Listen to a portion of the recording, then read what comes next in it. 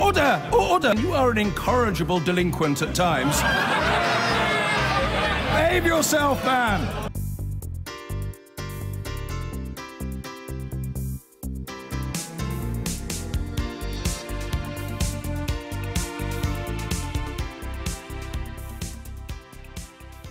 Yesterday, I went to Chequers to interview the Prime Minister, above all about her decision to increase spending for the NHS in England. The Scots, the Welsh and the Northern Irish will get extra funding too, but it's up to them how they spend it. I began by putting it to Mrs May that under the Tories, the NHS has endured its longest and tightest financial squeeze ever.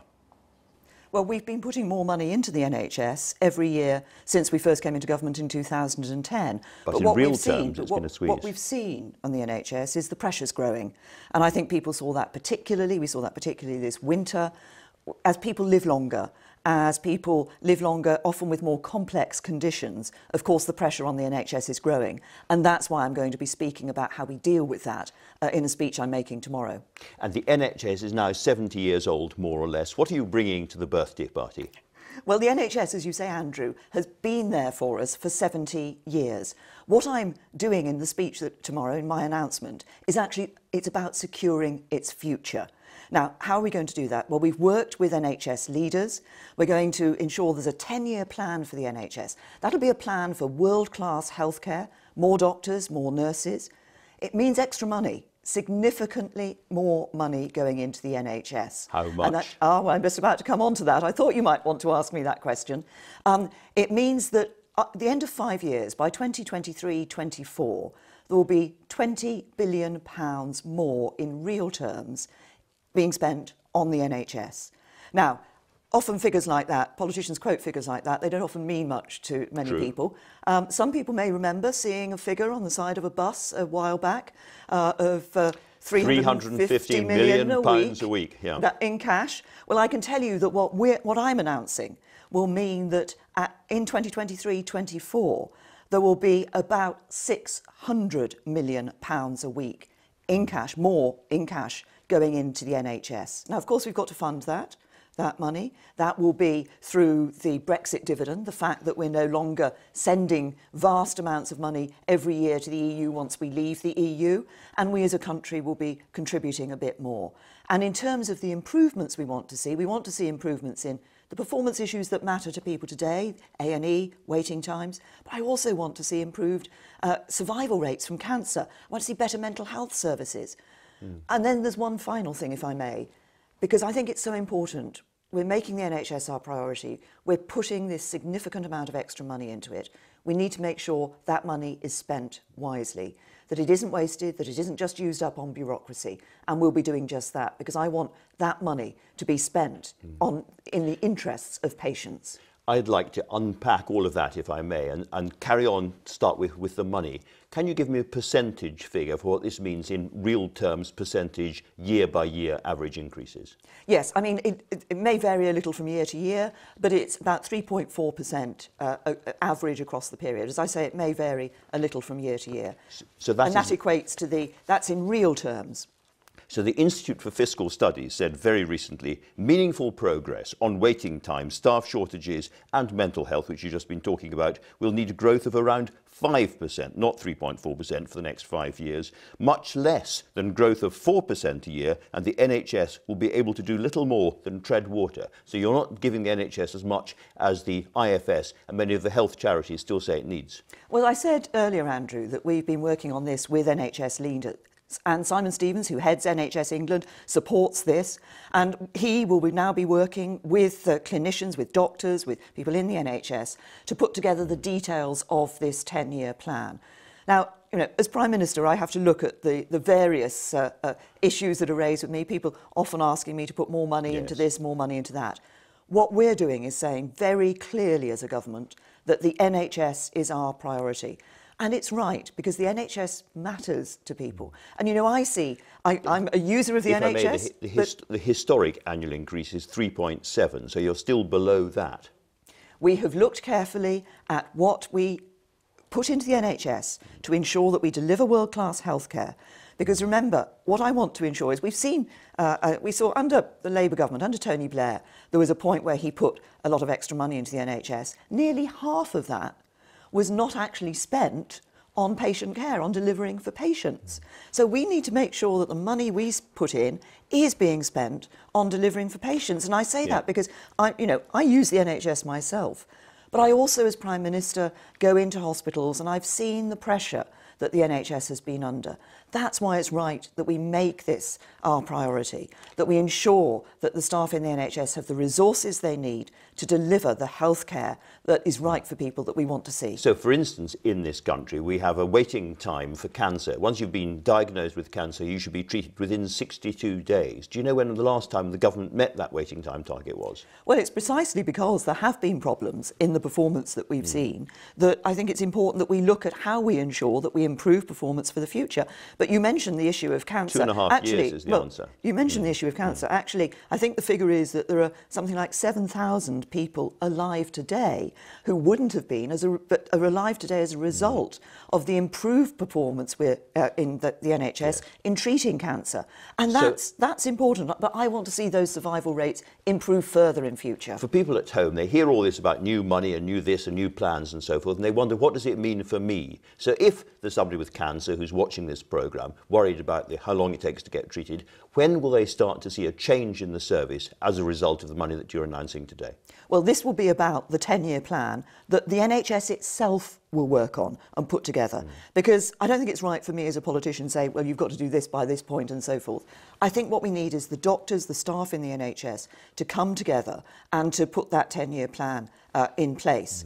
But what I want to see, as I say, is those improved survival rates. I want to see, we have some fantastic hospitals up and down this country, but we don't see every hospital able to perform an operating best practice.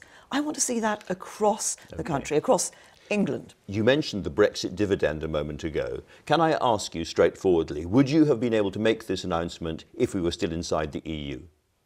Well, we are making an announcement which has, as I say, as a country, we will be contributing a bit more, but also we will have that sum of money that is available from the European Union. But we're leaving the question as to whether I'd be sitting here and saying this if we were going to carry on in the EU. It's completely hypothetical because we're not going to carry on in the EU. People voted and we're going to get it out. But from your point of view, this is a real Brexit dividend which can now be spent on the NHS. Yes, and I look at it in very simple terms.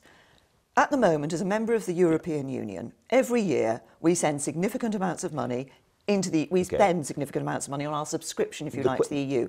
When we leave, we won't be doing that. So the question is timing, isn't it? It's right that we use that money. It's right that we use that money to spend on our priorities, and the NHS is our number one priority. Absolutely, but the question is timing, because you are spending, if I may say so, more than £40 billion of our money on the price of leaving the EU, and that's money that's going out of this country. So the question is, at what point does the tap reverse, as it were, and we start to get a net income flowing in? Because, you're announcing this money now, but there's no Brexit income yet, is there?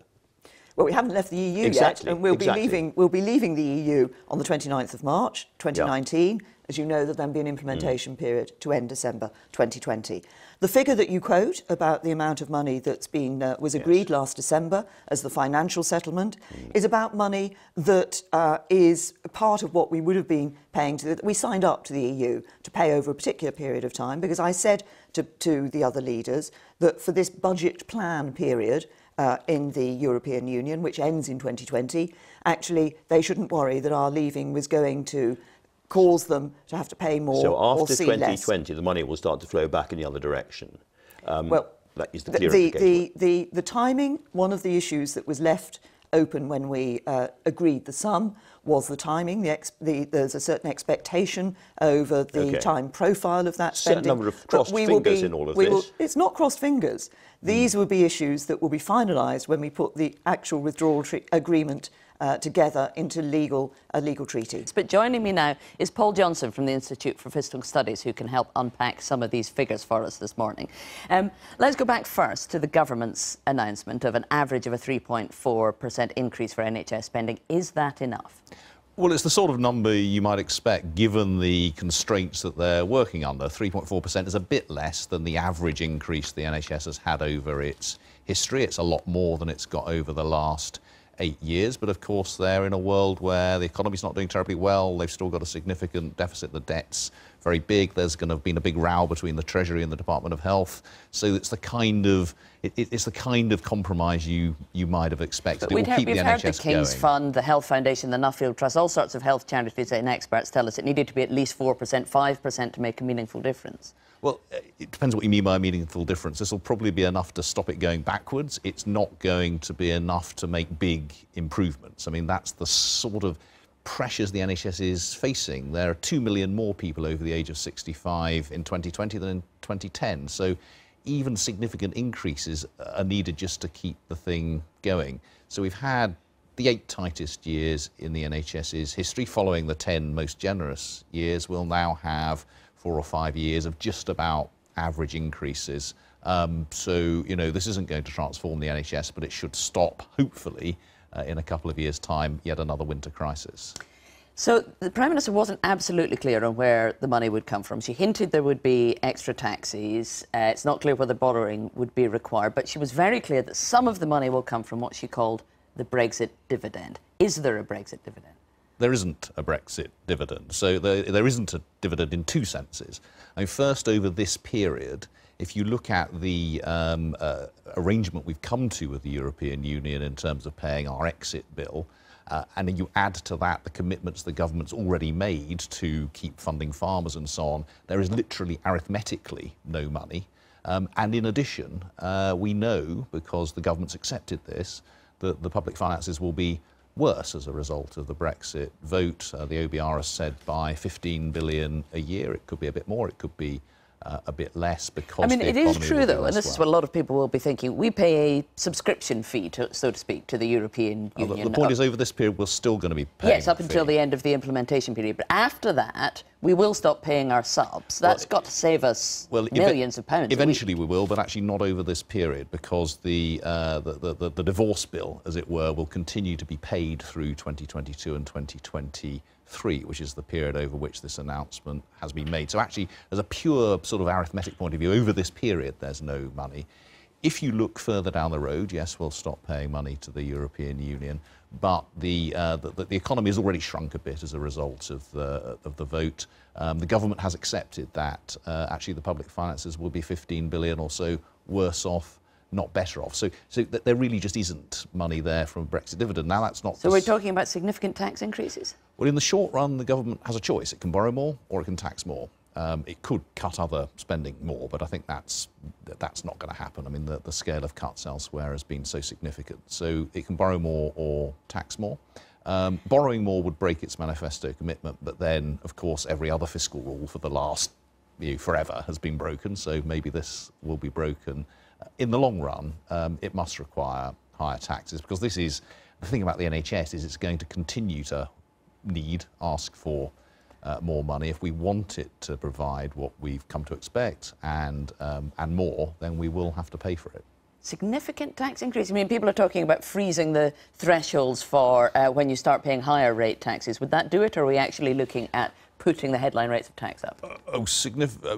Freezing the thresholds for higher rate taxes raises you a tiny amount relative to this. If you wanted to cover the whole 20 billion, then you would need, a couple of p, or more than a couple of p, on income tax, an increase in national insurance, okay. Significant rises because 20 billion is a big number. Yeah, all right. Paul Johnson, thank you very much for that. And you've also said several times that the rest of us, as it were, will have to make our contribution to this payment as well. It's been suggested this will be done through some general tax rise, either through freezing tax thresholds or something like that. Will it also require extra borrowing? Well, if you look at what we've been able to do as a country so far in terms of putting more money into the NHS, because we've taken a balanced approach in our economy, we've been able to do that. As we look to the future, as I say, there will be this Brexit dividend. We will be contributing more as a country, but there are many aspects that, and the Chancellor will announce the details in due course and before the spending review. But there are many aspects, of course, that will change over the next few months, potentially. in terms of we'll be looking at economic growth and at other issues. All right. The other big part of this, something that you got into a bit of trouble with during the election campaign, is social care. I mean, it's been suggested that we have to spend more money on social care and have to find a new way of funding social care. And after the election, you said you were onto that. How closely have you got to an answer? Well, we'll be publishing a green paper in due course on social care, but it is absolutely right that we must recognise the impact that social care has on the NHS and the way in which these work together. And I'm very clear that we need to ensure that in dealing with social care, it doesn't put added pressures onto the NHS. Indeed. We want to see this long-term plan for the NHS delivering for the NHS. And but to be, to be absolutely clear on that, if I may just for a second, is any of the money that you're announcing now for the NHS for social care, or is that a completely separate issue? This is money for the NHS. So we will address the social care issue. We'll publish a green paper on social care.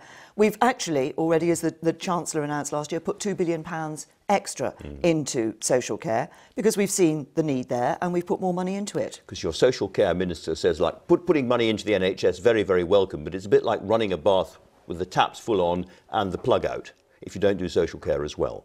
Well, of course there's a link between social care and health. Why did I put social care, responsibility for social care, into the Department of Health after the last election? Precisely because I recognise that these need to work together. Of course, they work, people see it, what people see, where they see the sort of rub up between social care and health, is about elderly people often kept in hospital longer than they need to be because there isn't the place perhaps in a care home available for them. We need to be addressing these issues, but the money I'm announcing, the £20 billion in real terms more in 2023-24 going into the NHS is for the NHS. Do you think the fact that you had to deal with your diabetes in the NHS predisposed you to be more willing to spend this kind of money? Well, as an MP and as an MP before I was diagnosed with diabetes, of course I used the NHS, I saw the NHS. But I think as a type 1 diabetic, at the time when I was diagnosed, I very much felt the NHS was there for me. Because when you get something like that, a diagnosis like that, you immediately think, well, how am I going to deal with it? How will I cope with it?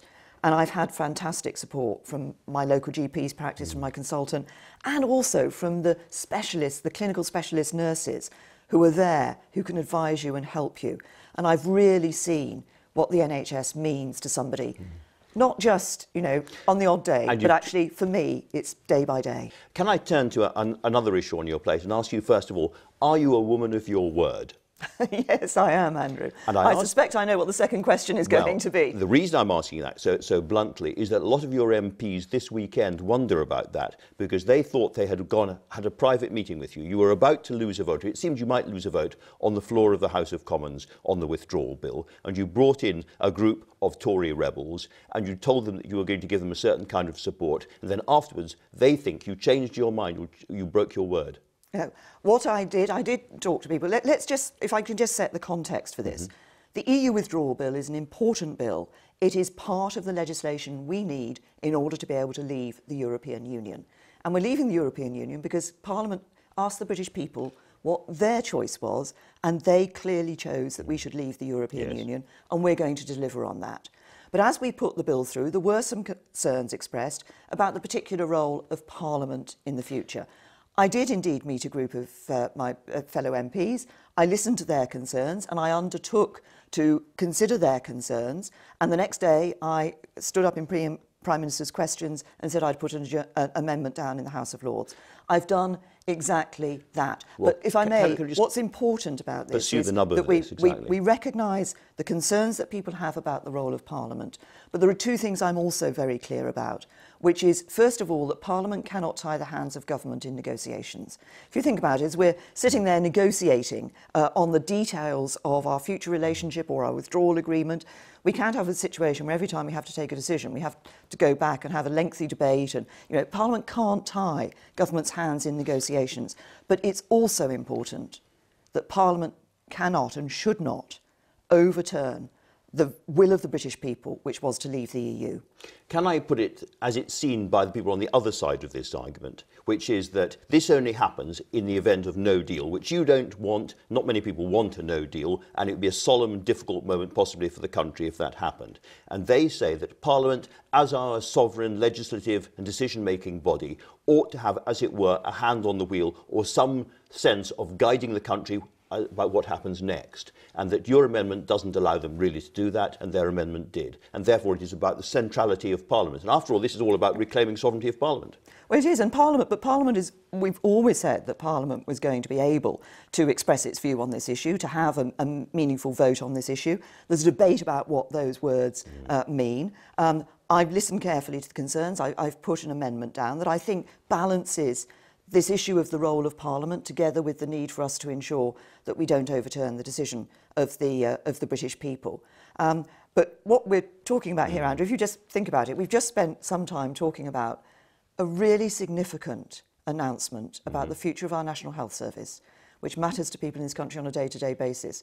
What we're now discussing is whether a particular motion in the House of Commons should be amendable or unamendable. Well, that's the other side of this. What I'm clear about is that we need to recognise the role of Parliament, but ensure that government's hands can't be tied in negotiations, and that Parliament does not overturn the will of the people. Because on the other side of the argument, as it were, the ardent Brexiteers fear that bit by bit, compromise by compromise, kind of prevarication by prevarication, with lots and lots of clever, complicated language and great complexity, we are being drawn into a relationship with the EU, so that we do leave legally, but actually we don't really leave. You know, we're close to we're inside or close to the customs union, we're very close to the single market, and in effect, we haven't really left. Well, first of all, we're not going to be inside the customs union. I've said that on a number of occasions. I'm happy to repeat it now. But what do we need to ensure when we leave the European Union that we have? We want to continue to have a really good trading relationship with the European Union, and that's customs is part of that, but there are other issues that will be part of that as well. But we want to make sure that we've got an independent trade policy so we can negotiate trade deals around the rest of the world. There's some other aspects where we will continue to work with the European Union. There is a sense that we're getting stuck, we're getting ground down. They are being tougher and tougher day by day, week by week, as they see drift and division at Westminster. No, what we see happening, and let me just sort of, if we step back, Andrew, I have to say that before December, when we were coming to the council meeting that was looking at moving on in our considerations, in our talks with the EU, there was a lot of scepticism about, oh, you're not going to get a deal there, you're not going to get an agreement. We got it.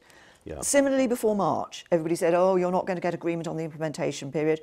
We got it. We got it because we've been sitting down and negotiating in British interests, and that was important for business and it was important for citizens. You can say clearly... Negotiations are continuing at the moment. You know, I can set your mind at rest. Well, if you think nothing is happening, don't worry. There's lots of negotiation continuing. It's not my mind we're you need being to worry clear about our position. It's the Foreign Secretary's mind.